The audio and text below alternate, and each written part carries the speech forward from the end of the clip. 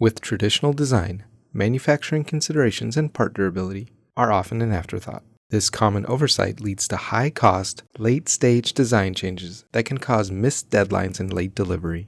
Generative design, on the other hand, puts those constraints at the forefront.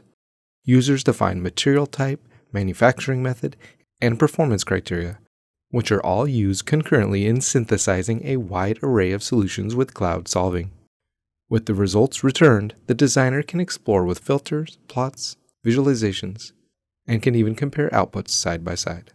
From there, the determination is made with confidence thanks to the plethora of performance data of each solution.